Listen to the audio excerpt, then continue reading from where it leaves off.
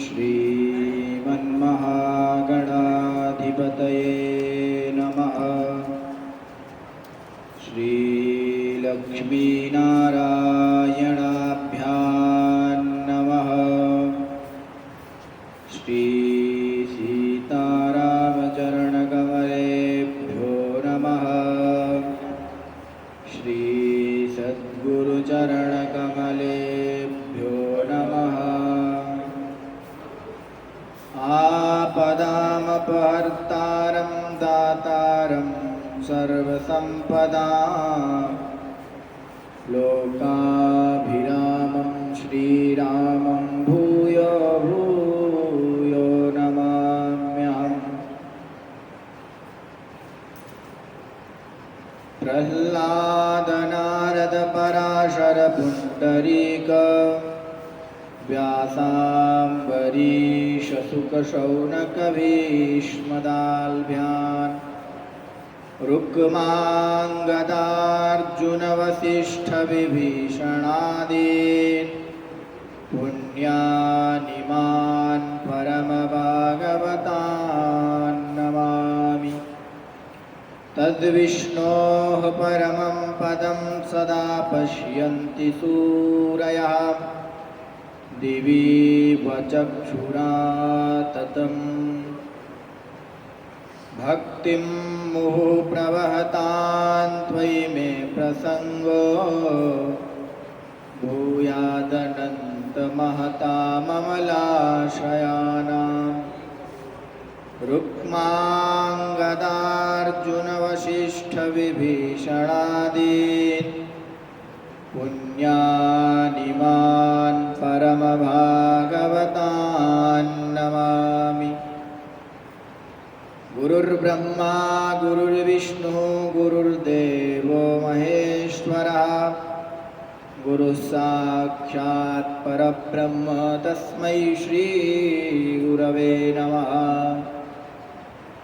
श्रीसीतानाथसमारम्भां श्रीरामानन्दार्यमध्यमाम् अस्मदाचार्यपर्यन्तां वन्दे श्रीगुरुपरम्परा। पूर्वात्पूर्व हम सभी मिलकर के उस सच्चिदानंद घन तीनों तापों का नाश करने वाले और इस विश्व का भरण पोषण करने वाले संहार करने वाले परमपिता परमात्मा उनके श्री चरणों में बारंबार प्रणाम करते हैं। हम सभी के पथ प्रदर्शक परम पूज्य सद्गुरुदेव भगवान के चरणों में बारंबार प्रणाम है। यहाँ उपस्थित हम सभी को श्रीमद् भगवद गीता जैसे महानतम ग्रंथ का जो अर्थ है वह बताने वाले और हमारे अज्ञान का नाश करने वाले पूज्य सद्गुरुदेव भगवान के चरणों में प्रणाम है। समक्ष विराजमान आप सभी धर्म प्रशिक्षु मेरे अग्रज एवं अनुज भाइयों को मेरा सादर हरिओम जय श्री राधे। आइए हम सभी आज की इस प्रवचन श्रृंखला में प्रवेश करेंगे। उससे पूर्व अपने मन और वाणी को पवित्र करते हुए भगवान से जोड़ते हैं संकीर्तन के माध्यम से। रघुपति राघव राजा राम पतित पावन सीताराम। रघुपति राघव राजा राम पतित पावन सीताराम। रघुपति राघव राजा राम पतित पावन सीताराम। रघुपति राघव राजा राम पतित पावन सीताराम। सीताराम जय सीताराम भज प्यारे मन सीताराम।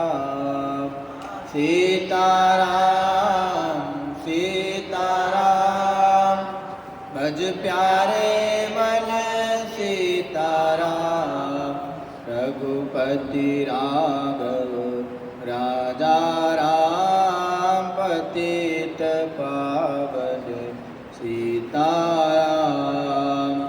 रघुपति राघव राजा राम पतित पावन सीताराम। दशरथ रामचंद्र भगवान की जय। श्री बालकृष्ण लाल की जय। भगवान सुखदेव जी महाराज की जय। परम पूज्य सद्गुरुदेव भगवान की जय। कल हम सभी व्यासपीठ से श्रवण कर रहे थे दशम स्कंध के प्रारंभ के परीक्षित जी महाराज के कुछ प्रश्न, जो उन्होंने लगभग 11 या 12 श्लोकों में श्री सुखदेव जी भगवान से यह प्रश्न पूछे। पहले उन्होंने अपनी जिज्ञासा व्यक्त की पहले श्लोक में कि कथितो वंश विस्तारो होता सोम सूर्यो, जो आपने सोमवंश सूर्यवंश इन दोनों की जो कथाएं सुनाई बहुत ही मुझे अच्छी लगी, बहुत ही विस्तृत रूप से आपसे सुनाई आपने। पर अब मैं जिनका इंतज़ार कर रहा हूँ, जिनकी प्रतीक्षा कर रहा था, आप उन भगवान श्री कृष्ण परमात्मा की कथा सुनाइए। देखिए, दशम स्कंद को भागवत जी का हृदय माना गया है, और यदि हमें भगवद आश्रय पाना है, भगवान का आश्रय पाना है, तो दशम स्कंद का अनुष्ठान भी होता है। जब गोकर्ण जी के पिताजी बहुत ज़्यादा गृहस्थी में फंस गए, तो उनको गोकर्ण जी ने जो उपदेश दिया उसमें एक ही यह अनुष्ठान बताया कि मुंचा ज्ञानम प्रजारूपम मोहतो नरके गति निपतिष्यति देहोयम सर्वं त्यक्त्वा वनम व्रज। अब जो गोकर्ण जी के पिताजी जब उन्होंने सोचा कि हमारा हमारा पुत्र है वह अच्छी बात कह रहा है, तो घर गृहस्थी को छोड़ करके वह वन की तरफ निकले और वहाँ जा करके देखिए, यहाँ पर सुखदेव जी ने जो सबसे अंत का श्लोक लिखा 5वें अध्याय में महात्म्य के, वहाँ बोले एवं सुतोक्तिवशतो विगृहं विहाय यातो वनं स्थित मतिर्गत 6 वर्षः युक्तो हरेरनुदिनं परिचर्ययासौ श्रीकृष्णमापनियतं दशमस्य पाठात्।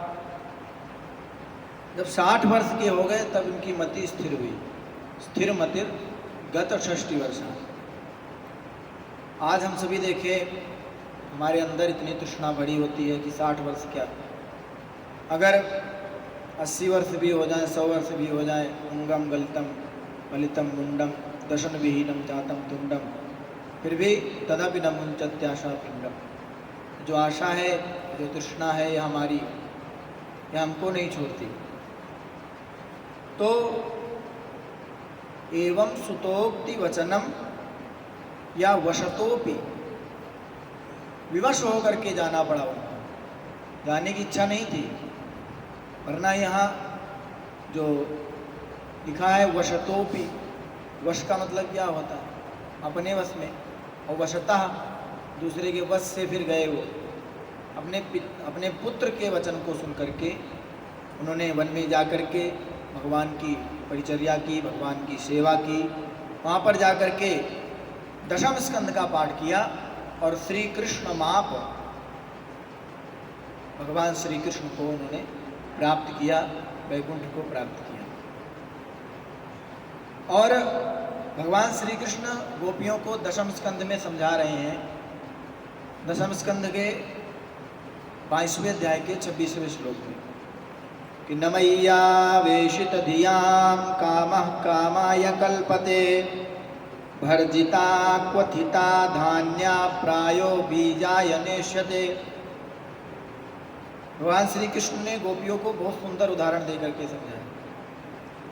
बोले, जिस प्रकार कोई बीज हो, चाहे वो चना हो या धान हो, अन्य कोई बीज हो, यदि उसको भूज दिया जाए, भर्जिता क्वथिता धान्य, तो फिर वो बीजाय न ईष्यते, वह पुनः अंकुरित नहीं हो सकता। ये कटु सत्य है। और बिल्कुल आप सभी जानते हैं कि जो धान्य या चना जो भी भूज दिया गया उसको फिर दोबारा कोई अंकुरित नहीं कर सकता, बिल्कुल प्रमाणित है, आप सभी भी जानते हैं। उसी प्रकार भगवान ने बताया नमय्यावेशत धिया कामः कामाय कल्पते, जिसने मेरे अंदर या भगवान से जिसने अपनी बुद्धि को लगा दिया, तो जिस प्रकार चने भूजे हुए अंकुरित नहीं होते, उसी प्रकार हम सभी पक जाते हैं, हम भी भूज जाते हैं एक प्रकार से, हमारे अंदर फिर वह कामना नहीं होती। दशम स्कंद को निरोध भी कहा गया, मुक्ति भी कहा गया। तो निरोध क्यों कहा गया? देखिए, भगवान का जो उपनिषदों में वर्णन आया है, अणोरणीयान महतो महीयान या बृहच्च तद्दिव्यमचिन्त्य रूपम सूक्ष्माच्च तत्सूक्ष्मतरम विभाति, वह बड़े से बड़ा है, वह छोटे से छोटा है, वह विराट भी है, वह सूक्ष्म भी है। यही बात श्रीमद् भागवत में भी चरितार्थ होती है। आप गौर करिए इस बात पर कि अगर भगवान के हम अंगों या उनकी कोमलता पर विचार करें तो इतने कोमल थे, या उन्होंने अपने को इतना असमर्थ दिखाया कि एक बछड़े की पूंछ अगर उन्होंने पकड़ ली तो भगवान को खींच करके ले गया। परंतु उन्होंने जब सुदृढ़ता दिखाई तो अनायास ही गोवर्धन पर्वत को अपनी एक कनिष्ठिका उंगली पर उठा लिया। और आप देखिए उनके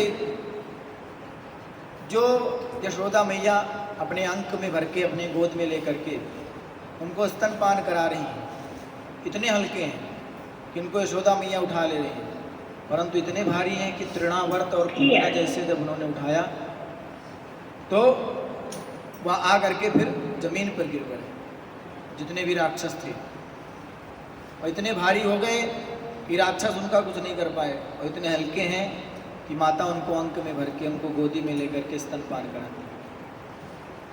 भगवान अपनी शक्ति से, अपनी माया से स्वयं प्रपंच का निर्माण करके और फिर उसमें विहार करते हैं। आप देखिए भीष्म स्तुति का प्रथम श्लोक, जब भीष्म जी ने स्तुति की, इति मतिरूपकल्पिता वितृष्णा भगवती सात्वत पुंगवे विभूम्नि स्वसुखमुपगते क्वचिद् विहर्तुं प्रकृतिमुपेयुषि यद्भव प्रवाह। उन्होंने जब प्रारंभ किया, अपनी स्तुति प्रारंभ की, तो वहाँ यही कहा क्वचिद् विहर्तुं स्वसुखमुपगते। कभी कभी जब उनकी विहार करने की इच्छा होती है तो इस संसार का प्रवाह चलता रहे, निरंतर अबाध गति से इस संसार का जो कालक्रम है वह चलता रहे, इसलिए स्वसुखम उपते क्वचित विहर्तुं प्रकृतिम उपेयेश, अपने उस माया को ग्रहण करके, माया को स्वीकार करके फिर अपने को प्रकट कर देते हैं। तो ऐसे भगवान दशम स्कंद को निरोध क्यों कहा गया, इस पर हमें चर्चा जरूर करनी चाहिए। जो हमारे श्रीमद् भागवत महापुराण के या श्री महापुराण के जो 10 लक्षण कहे गए, उनमें एक एक बिंदु पर हमें जरूर चर्चा करनी चाहिए। अत्र सर्गो विसर्गश्च स्थानम पोषणमोतया मन्वन्तरेष्वानुकथा निरोधो मुक्तिराश्रय। तो 10वें पर जब निरोध आता है, निरोध का सामान्य अर्थ है रोकना, आप सभी जानते हैं। इसी स्कंद में गोपियों के द्वारा, उद्धव जी के द्वारा अपने मन को, अपने चित्त की वृत्तियों को, अपने बुद्धि को मन में और मन को बुद्धि में स्थिर करने का, निरोधित करने का उपाय बताया गया। और जो निरोध लीला कही गई महापुरुषों के द्वारा, वह यहाँ थी कि जो गोपियाँ थी उनको पांच भौतिक जो देहाभिमान था उसको नष्ट करके फिर ब्रह्ममय कर देना, यह भगवान की निरोध लीला है। और यह दशम स्कंद में ही मिलती है। जो हम रास पंचाध्यायी के नाम से भी जानते हैं, जिसमें गोपियों को भगवान ने साक्षात्कार दिया। इसी रास पर या दशम स्कंद पर बहुत लोग उंगली उठाते हैं कि भगवान तो सत्य मूर्ति थे, भगवान तो न्याय मूर्ति थे, फिर उन्होंने पर स्त्रियों के साथ रास क्यों किया, पर स्त्रियों के साथ नृत्य क्यों किया, वो भी इतनी रात्रि में। तो उनके लिए सबसे बढ़िया प्रमाण यही है, श्रीमद् भागवत में यही कहा है, यह सप्ताहायनो बाला। जो भगवान थे उस समय 7 वर्ष के थे, और 7 वर्ष का बच्चा या 7 वर्ष का बालक कोई अगर लीला करता है तो उसको बाल लीला या उसको क्रीड़ा ही कहते हैं। यद्यपि भगवान की रास लीला करने से गोपियों को पूर्णता की प्राप्ति हुई, क्योंकि उनका भाव ऐसा था भगवान के प्रति, परंतु यदि हम उन पर उंगली उठाते हैं, उन पर शक करते हैं, उन पर शंका करते हैं, तो यह वही होती है कि सूर्य को दीपक दिखाना, सूर्य को अपमानित करना, कि हमारे बस की नहीं है परमपिता परमात्मा को या ईश्वर को हम कुछ कह सकें। अच्छा, जो दूसरे श्लोक में परीक्षित जी ने प्रश्न किया था, तत्रांसेनावतीर्णस्य विष्णोर्वीर्याणि संसना, इस पर हम कल चर्चा नहीं कर पाए थे, अंशेन पर। इसके बहुत सारे महापुरुषों ने बहुत सारे अर्थ दिए। पहला जो अर्थ दिया गया, श्री जीव गोस्वामी जी द्वारा जो टीका की गई, जो पंच गोस्वामी हुए, उनमें जो जीव गोस्वामी जी थे उन्होंने टीका की, तो तत्र अंशेन अर्थात बलदेवेन सह अवतीर्णस्य विष्णु वीर्याणि संसना। जो प्रभु अपने बड़े भाई या शेष रूपी जो बलदेव जी थे उनके साथ प्रकट हुए, आप उनकी कथा सुनाइए। दूसरे श्लोक में जो परीक्षित जी ने प्रश्न किया, अंशेन पर बहुत सारे महापुरुष अपना अपना वक्तव्य लिखे हैं, और जितनी भी टीकाएं लिखी गई हैं उसमें सबने अपना अपना अलग अलग मत दिया। श्री वंशीधरी टीका में कहा गया, यो अंशेन विष्णु तस्य पूर्णतमस्य, अर्थात जिसके अंश से जितने भी ब्रह्मा, जितने भी विष्णु, जितने भी महेश प्रकट होते हैं, जितने ब्रह्मांड प्रकट होते हैं, आप उन पूर्ण ब्रह्म की हमें कथा सुनाइए। उनके जो अवतार हैं, उनकी जो लीलाएं हैं, आप मुझे सुनाइए। अगर अंशेन को हम संधि विच्छेद करें, ध्यान दीजिए आप लोग, बहुत काम आने वाली चीज़ें आगे हैं। अंशेन को अगर हम संधि विच्छेद करते हैं तो अंश धन इन बनेगा, गुण होकर के फिर अंशेन बनना देगा। तो अंश इन अर्थात यस्य प्रकाशः, इन मतलब होता है सूर्य, यस्य प्रकाशः सूर्य इव भासते तस्य वीर्याणि संसना, जिसका प्रकाश हजारों सूर्यों की भांति हमें शास्त्रों के माध्यम से पढ़ने को मिलता है, जानने को मिलता है, ऐसे परमपिता परमात्मा की कथा आप मुझे सुनाइए। जो चौथा कारण दिया या चौथा मत दिया श्री विश्वनाथ चक्रवर्ती जी ने, उन्होंने कहा अंशेन का मतलब है संक्षेपेण, संक्षेप से। क्यों? क्योंकि बोले सामस्त्येन वक्तुम न कस्यापि सामर्थ्य, समास विधि से या बिल्कुल पूर्ण रूप से उन परमपिता परमात्मा को बता पाने की सामर्थ्य किसी में नहीं है। इसलिए आप जो भी संक्षेप में आपको आ रहा है, जो भी आपको पता है, भगवान की इच्छा से जो भी आपके अंदर आ रहा है, वह मुझे सुनाइए। आप यजुर्वेद में देखिए, वहाँ पर बताया गया कि जिनको इनकी लीलाओं को जानता है या जानने की कोशिश करता है, विष्णोर्मुखम वीर्याणि प्रावोचन यह पार्थिवानि विममे रजांसि, जो भगवान विष्णु की या परमपिता परमात्मा की लीलाओं को गिनने की इच्छा रखता है, भले ही वह रज के कणों को गिन लेगा, परंतु उस परमपिता परमात्मा की जो लीलाएं उनको गिन नहीं सकता। इसलिए आप संक्षेप से भगवान की कथा सुनाइए। बहुत सारे उदाहरण, बहुत सारे प्रकार से समास करके, संधि विच्छेद करके अन्य अन्य महापुरुषों ने इन पर अनशयन पर अपना वक्तव्य दिया और लिखा उस पर। आप आलबंदार स्तोत्र सुने होंगे, उसमें बताया गया भगवान के लिए यदंड मंडांतर गोचरंच दशोत्तराण्यावरणानि यानि च गुणा प्रधानं पुरुषा परम पदम परात् परम ब्रह्म च ते विभूतयः। जितने भी ब्रह्मांड हैं, ब्रह्मांड में रहने वाले जीव हैं, जितने भी गुण हैं, त्रिगुण हैं, जो पुरुष परम पुरुष जिसको हम मानते हैं, परात् पर ब्रह्म मानते हैं, वह भी उस ब्रह्म की विभूति है। और आपने उपनिषदों में सुना कि वह जिसको वर्ण करते हैं, यमे वैश वृणते तेन लभ्यस तस्यैष आत्मा विवृणते तनु स्वाम। आप देखिए, एक कविता आप सभी सुने होंगे, शेष महेश गणेश दिनेश सुरेश ही जाहि निरंतर गावें, जाहि अनादि अनंत अखंड अभेद अछेद सुवेद बतावें। नारद ते सुख व्यास रटे पचिहारे तौ पुनि पार न पावें, ताहि अहीर किछो हरिया छछिया भर छाछ पे नाच नचावें। शेष अर्थात शेषनाग, ब्रह्मा विष्णु महेश इंद्र इत्यादि इनका गुणगान करके, नारद जैसे महामुनि, व्यास जैसे महामुनि जिनका गुणगान करके छक गए, पेट उनका भर गया परंतु पार नहीं पाया। और जो गोपियां हैं वो थोड़े से माखन के लिए भगवान को नृत्य करा रही हैं।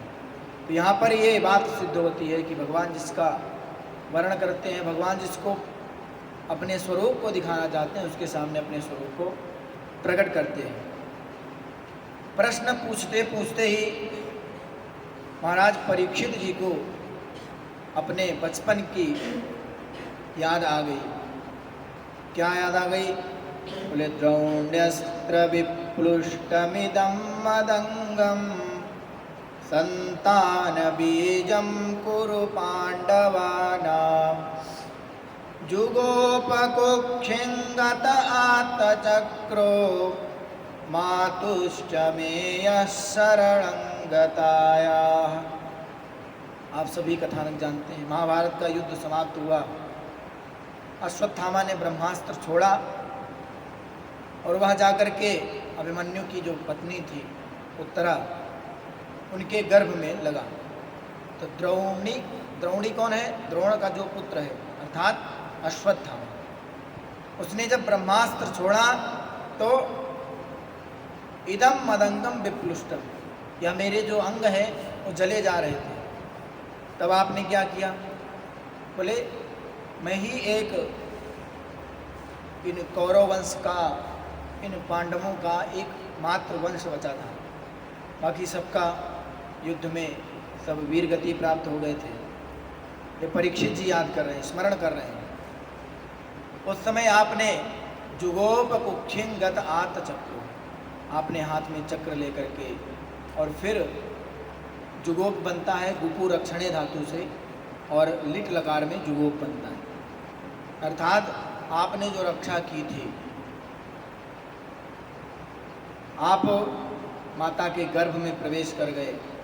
और सबसे बड़ी बात परीक्षित जी उन्होंने कही अपने मन में सोच सोच करके कि देखिए प्रभु, आप के साथ में हमारे दादा, हमारे पितामह जितने पांडव थे, पांचों पांडव खड़े थे। कुंती हमारी जो माता थी वो भी खड़ी थी। परंतु जब उत्तरा, यानी परीक्षित जी कह रहे हैं, जब मेरी माँ, उनको जब ब्रह्मास्त्र सताने लगा, उनके गर्भ को जलाने लगा, तब वहाँ दौड़ करके किसके पास आई? आपके पास।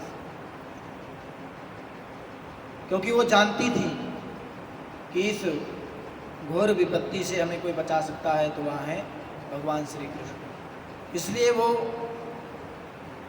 अपने ससुरों के पास, अपने पांडवों के पास नहीं गई, वो भगवान श्री कृष्ण के पास गई। तो आप तो मेरे कुलदेव हैं, आपने मेरी रक्षा की थी। आपकी शरण में जब मेरी माता आई तब आपने उनकी रक्षा की, मेरी रक्षा की, और कौरव तथा पांडव वंश की जो वंशवेल थी वो आपने बचा ली। ये सब याद करके परीक्षित हर्षित हो रहे हैं बार बार, और बड़ा ही प्रसन्न हो रहे हैं। अच्छा, परीक्षित का अर्थ हमें जरूर पता होना चाहिए। परीक्षित का अर्थ क्या होता है? सामान्य अर्थ अगर हम लें तो परिता इच्छति परब्रह्माणम सा परीक्षिता, जो जन्म के समय चारों तरफ एक ही चीज़ को देख रहा है, एक ही तत्व को देख रहा है, ढूंढ रहा है परमपिता परमात्मा को कि वो कहाँ है जिन्होंने मेरी गर्भ में रक्षा की, वो कहाँ है जिनको मैंने वह परम प्रकाश स्वरूप वह गर्भ में देखा था। तो चारों तरफ वह केवल उस परमपिता परमात्मा को ढूंढ रहा है। इनका नाम पहले था विष्णु रात, परंतु इनको परीक्षित भी कहा गया। दूसरा, हम परीक्षित अगर माने तो जब भगवान सुखदेव जी विष्णु रात को कथा सुनाने जा रहे हैं परीक्षित जी को, वहाँ पर सुधा कुंभ गृहीत्वैव देवास तत्र समागम, वहाँ पर देवता आए। तो हमारे जो महापुरुष थे उन्होंने ऐसा भी कहा कि वो सुखदेव के द्वारा, भगवान सुखदेव के द्वारा बुलाए गए थे। क्यों? बोले परीक्षा लेने के लिए, कि ऐसा तो नहीं कि इसके मन में ऐसा ही वैराग्य आ गया, मरकट वैराग्य, और इसको पता लगा कि हमारी मृत्यु सामने आई तो वहाँ से उठ करके चला आया कि चलो भगवान का भजन कर लेंगे। तो इसकी परीक्षा ले लेते हैं कि हमारा श्रोता कैसा है। कहीं यहाँ सुधा देख करके घबरा तो नहीं जा रहा है कि चलो मैं अमृत का पान कर लूँ, इस श्रीमद् भागवत अमृत का पान करने से अच्छा है कि मैं इस अमृत का पान करके अमर हो जाऊँ। परंतु परीक्षित जी के मन में बिल्कुल नहीं आया। तो इसका हम अगर व्युत्पत्ति करते हैं तो परितः ईक्षिता यह सा परीक्षिता, जिसकी चारों ओर से हर प्रकार से परीक्षा ले ली गई है, वो चाहे भगवान श्री कृष्ण के द्वारा हो, भगवान सुखदेव के द्वारा हो, जिस परीक्षित की परीक्षा ली गई हो उसका नाम परीक्षित है। यदि हम और अर्थ करें तो जब कलयुग का आगमन हुआ, द्वापर के अंत में जब परीक्षित का राज तिलक हुआ, उस समय जैसे ही कलयुग आया तो परितः सर्वतो भावेन क्षीयते हन्यते दुरितम येन, जिसके द्वारा चारों ओर से सभी प्रकार से जो दुरित है, जो दुराचार है, अत्याचार है, उसका नाश होता है, वह परीक्षित है। तो ऐसे परीक्षित महाराज जिनको हम सामान्य नहीं ले सकते, उन्होंने बहुत सारी कथाएं याद की, कैसे कैसे हमारे पितामहों की, हमारे कुल की, हमारे स्त्रियों की, हमारे कुल की स्त्रियों की भगवान ने रक्षा की।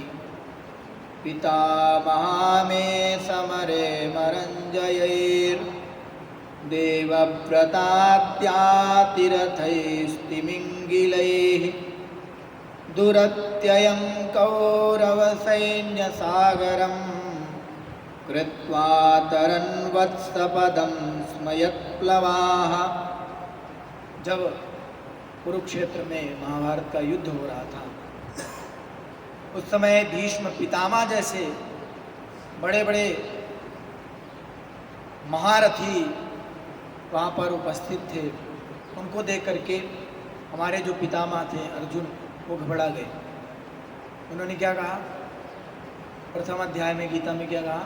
आचार्या पितरा पुत्रास तथैव च पितामहा मातुला श्वशुरा पौत्रा श्याला संबंधिनस्तथा एतान हन्तुम इच्छा। क्यों? बोले निहत्य धार्त राष्ट्रान्ना का प्रीति स्यात् जनार्दन, इनको मार करके मुझे कौन सी प्रसन्नता मिलेगी हे जनार्दन, और तो और मुझे क्या मिलेगा? बोले पाप मेवाश्रय दस्मान, इनको मार करके, ना तथाइयों को मार करके मैं पापी बन जाऊँ, पाप का भागी बन जाऊँ। और ऐसे कौरवों के लिए, ऐसे अपने विपक्षियों के लिए वो कह रहे हैं, जो कौरव उनको एक सुई की नोक भर राज देने को तैयार नहीं थे, उनके लिए क्या कह रहे हैं? द्वितीय अध्याय में क्या कहा? बोले गुरु न हत्वा ही महानुभावान श्रेयो भोक्तुम भैक्ष्यमपि यलो। मैं इन धातराष्ट्रों को या कौरवों को, अपने गुरुओं को मारने से अच्छा ये है कि मैं भिक्षा मांगकर, भिक्षाटन करके अपना जीवन यापन करूँ।